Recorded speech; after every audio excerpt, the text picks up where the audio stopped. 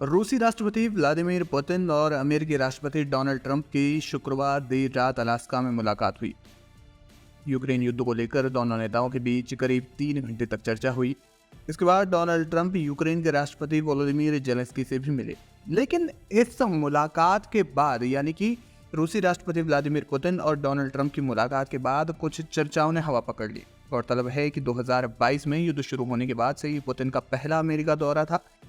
इस दौरान कुछ ऐसी बातें सामने आई जो अब चर्चा का विषय बनी हुई है। दरअसल पुतिन जब भी किसी विदेश दौरे पर जाते हैं तो उनके साथ एक खास सूटकेस होता है। इस सूटकेस में उनका मल और मूत्र एकत्र किया जाता है, जिसे बाद में मॉस्को वापस लाया जाता है। पुतिन की सुरक्षा टीम विदेशी दौरों पर बुलेट प्रूफ सूटकेस के साथ चलती है। इसमें से एक सूटकेस को पोप सूटकेस कहा जाता है। ये विशेष रूप से उनके मल और मूत्र को इकट्ठा करने के लिए होता है। इसके पीछे का मकसद उनकी सेहत और निजी जानकारी को सुरक्षित रखना है। माना जाता है कि मल और मूत्र के नमूनों की जांच से किसी भी व्यक्ति की शारीरिक स्थिति, बीमारियां, खान पान और जीवन शैली के बारे में महत्वपूर्ण जानकारी प्राप्त की जा सकती है। पुतिन नहीं चाहते कि उनके प्रतिद्वंदी देश या खुफिया एजेंसियां उनकी सेहत से संबंधित कोई भी जानकारी हासिल करें। यही वजह है कि उनकी सुरक्षा में तैनात कर्मचारी विदेशी दौरों पर उनका मल इकट्ठा कर रूस वापस ले जाते हैं। ये जानकारी सबसे पहले फ्रांसीसी पत्रिका पेरिस मैच में सामने आई थी, जिसे पत्रकार रेजिस गेंटे और मिखाइल रूबिन ने लिखा था। उन्होंने बताया कि पुतिन के सुरक्षा अधिकारी उनके कचरे को सीलबंद बैगों में पैक करके एक विशेष ब्रीफकेस में रखते हैं और उसे मॉस्को भेज देते हैं। इसके बाद इंडिपेंडेंट ने 2022 में इस बारे में एक रिपोर्ट प्रकाशित की। ये प्रथा 2017 में पुतिन की फ्रांस यात्रा और 2019 में सऊदी अरब यात्रा के दौरान देखी गई थी। द इंडिपेंडेंट की रिपोर्ट के मुताबिक इसका उद्देश्य विदेशी खुफिया एजेंसियों को पुतिन के मल के नमूने हासिल करने से रोकना है, जिससे उनके स्वास्थ्य से जुड़ी जानकारी का खुलासा हो सकता है। इंडियन एक्सप्रेस से बात करते हुए पूर्व बीबीसी पत्रकार फरीदा रुस्तमोवा ने भी ऐसी घटनाओं की पुष्टि की। उन्होंने बताया कि पुतिन कभी कभी विदेशी यात्राओं के दौरान निजी बाथरूम या पोर्टेबल शौचालय का उपयोग करते हैं। उनके अनुसार पुतिन ने अपने नेतृत्व की शुरुआत से ही ये प्रथा अपनाई हुई है। पुतिन का स्वास्थ्य लंबे समय से अटकलों का विषय रहा है। खासतौर पर 2022 में रूस द्वारा यूक्रेन युद्ध शुरू करने के बाद कुछ अपुष्ट रिपोर्ट्स में दावा किया गया है कि वो कैंसर या पार्किंसंस रोग से पीड़ित हो सकते हैं। हालांकि क्रेमलिन ने इन दावों का खंडन किया है। मानव मन का उपयोग खुफिया जानकारी जुटाने के लिए कोई नई बात नहीं है। बताया जाता है कि 1949 में जोसेफ स्टालिन ने चीनी नेता माओ त्से तुंग का मनोवैज्ञानिक प्रोफाइल तैयार करने के लिए उनके मल पर गुप्त परीक्षण का आदेश दिया था। शीत युद्ध के दौरान ब्रिटिश एजेंटों ने भी सोवियत सैनिकों द्वारा इस्तेमाल किए गए टॉयलेट पेपर का अध्ययन कर जानकारी हासिल की थी। पुतिन के बारे में भी ऐसी ही जानकारियां लगातार सामने आती रही हैं। बहरहाल, क्या कहना है आपका इस खबर पर, हमें कमेंट सेक्शन में जाकर जरूर बताएं।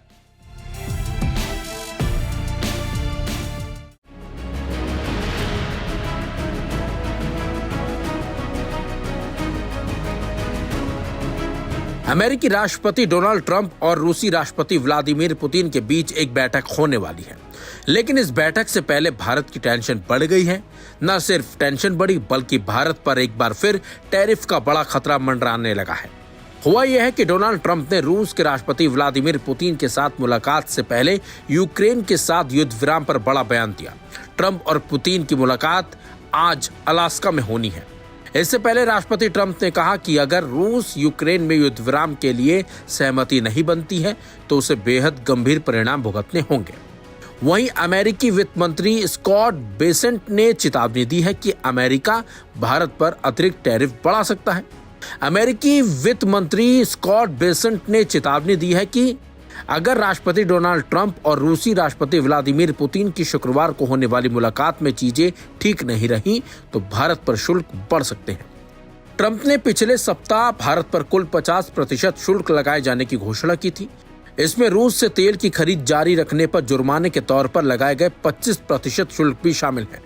यही अतिरिक्त 25% शुल्क 27 अगस्त से लागू होगा।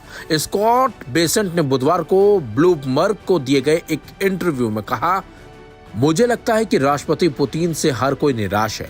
हमें उम्मीद थी कि वह ज्यादा खुलकर बातचीत करेंगे। ऐसा लग रहा है कि वह संवाद के लिए तैयार हो सकते हैं और हमने रूसी तेल खरीदने के लिए भारतीयों पर ज्यादा शुल्क लगा दिया है। मुझे लगता है कि अगर चीजें ठीक नहीं रही तो अतिरिक्त शुल्क बढ़ सकते हैं। वित्त मंत्री ने रूस से कच्चे तेल के मुख्य खरीदार चीन के बारे में पूछे जाने पर कहा कि ट्रंप अपने लिए लाभ की स्थिति बनाने में सर्वश्रेष्ठ हैं और वह राष्ट्रपति पुतिन के सामने यह स्पष्ट कर देंगे कि सभी विकल्प खुले हुए हैं। तो वहीं बेसेंट ने रूस पर लगे प्रतिबंधों में बढ़ोतरी या कटौती की संभावना के बारे में पूछे जाने पर कहा, प्रतिबंध बढ़ाए जा सकते हैं, उन्हें कम किया जा सकता है, उनकी एक निश्चित अवधि हो सकती है, वह अनिश्चित काल तक जारी रह सकते हैं। इसके साथ ही अमेरिकी वित्त मंत्री ने कहा है कि भले ही ट्रंप की पुतिन से मुलाकात होने वाली है, लेकिन यूरोपीय देशों को साथ आने और यह अतिरिक्त प्रतिबंध लगाने के लिए तैयार रहने की जरूरत है। उन्होंने कहा कि ट्रंप यूक्रेन युद्ध को खत्म करने के लिए प्रतिबद्ध हैं, हमें यूरोपीय देशों के साथ आने और ज्यादा ताकत बनाने में मदद की जरूरत है। वहीं भारतीय विदेश मंत्रालय ने अमेरिकी शुल्क पर प्रतिक्रिया देते हुए कहा है कि भारत को निशाना बनाना अनुचित और अविवेकपूर्ण है। किसी भी बड़ी अर्थव्यवस्था की तरह भारत अपने राष्ट्रीय हितों और आर्थिक सुरक्षा की रक्षा के लिए सभी आवश्यक उपाय करेगा। लेकिन जिस तरह से अमेरिका एक बार फिर भारत को टैरिफ बढ़ाने की धमकी दे रहा है, उसने कहीं ना कहीं भारत की टेंशन बढ़ा दी है। इसी वजह से भारत की नजरें अब पुतिन और ट्रंप की मुलाकात पर टिकी हुई हैं कि इन दोनों की मुलाकात के बाद क्या कुछ निकलकर बाहर आता है।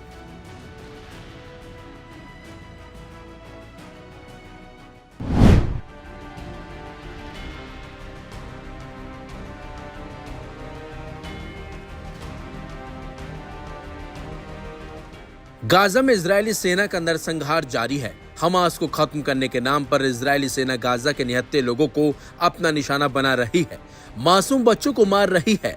इजरायली सेना के इन हमलों के चलते गाजा में हालात काफी बदतर हो चले हैं। लोगों को खाना नहीं मिल रहा, पीने के लिए पानी को तरस रहे हैं। इजरायली सेना की गोलियों से कम लोग भूख से ज्यादा मर रहे हैं। इजरायली हमलों को लेकर हूती विद्रोही भी काफी भड़के हुए हैं और उन्होंने इन हमलों को लेकर इजरायल को बड़ी चेतावनी दी है। और तो और यमन के हूतियों के नेता अब्दुल मलिक अल हूती ने इजरायल और अमेरिका पर गंभीर आरोप लगाए हैं। हूती नेता के मुताबिक अमेरिका और इजरायल हर दिन गाजा पट्टी के लोगों को मौत का खाना परोस रहे हैं। इस हफ्ते के अमेरिकी समर्थन वाले इजरायली हमलों में अब तक 3500 से ज्यादा लोग मारे जा चुके हैं या घायल हुए हैं, जिनमें मासूम बच्चे और औरतें भी शामिल हैं। अल हूती ने दावा किया कि पिछले 8 महीनों में गाजा में हुई हवाई सहायता की मात्र एक दिन की जमीनी सहायता के बराबर भी नहीं है। उन्होंने अरब और मुस्लिम देशों के साथ साथ आजाद विचार रखने वाले सभी लोगों से अपील की है कि वह इजरायल की विस्तारवादी नीतियों के खिलाफ एकजुट हो।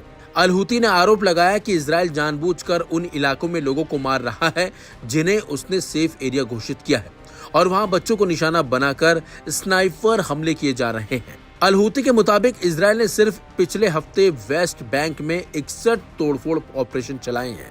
अल हूती ने कहा कि ज़ायोनी ताकतें 1948 से अरबों की मौत के नारे लगा रही है और अब दक्षिणी सीरिया को खाली कराकर वहां कब्जा करना चाहती है। वहीं लेबनान पर निशाना साधते हुए नेता ने कहा, लेबनानी सरकार अमेरिकी इजरायली दबाव के आगे झुक रही है और यह देश से विश्वासघात है। हूती विद्रोही लगातार गाजा में फिलिस्तीनियों पर हो रहे नरसंहार के खिलाफ खड़े हैं। यहाँ तक कि लड़ाके संगठन ने रेड सी में इजरायली जहाजों को निशाना बनाया।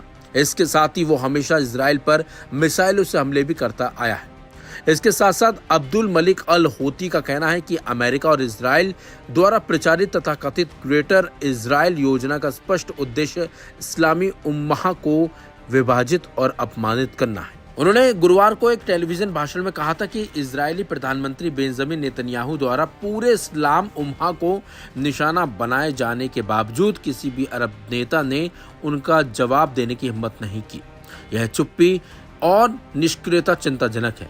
फिलहाल जिस तरीके से हूतियों ने अब चेतावनी दी है, ऐसे साफ है कि हूती फिर इजरायल पर किसी बड़े हमले की चेतावनी और तैयारी कर रहे हैं।